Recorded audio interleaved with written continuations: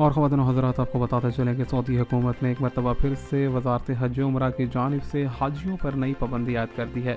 آپ کو بتائیں کہ جیسے دنیا بھر کے اندر کرونا وائرس کی نئی قسم تیزی سے بڑھ رہی ہے، اس کو دیکھتے ہوئے ناک کان گلے کی بیماریوں کے حوالے سے بہت زیادہ خدشات لاحق ہیں، جس کو دیکھتے ہوئے سعودی عرب نے حاجیوں پر نئی پابندی عائد کی ہے۔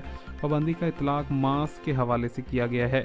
آپ کو بتاتے چلیں کہ اس سال ہونے والے حج 2024 میں تمام تر حاجی جو کہ مسجد الحرام خانہ کعبہ کے صحن میں داخل ہوں گے، ساتھ ہی ساتھ مسجد النبی میں جائیں گے، ان کے لیے ماسک کا استعمال ضروری ہوگا۔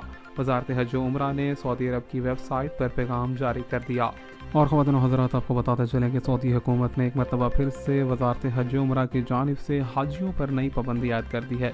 آپ کو بتائیں کہ جیسے دنیا بھر کے اندر کرونا وائرس کی نئی قسم تیزی سے بڑھ رہی ہے، اس کو دیکھتے ہوئے ناک کان گلے کی بیماریوں کے حوالے سے بہت زیادہ خدشات لاحق ہیں، جس کو دیکھتے ہوئے سعودی عرب نے حاجیوں پر نئی پابندی عائد کی ہے۔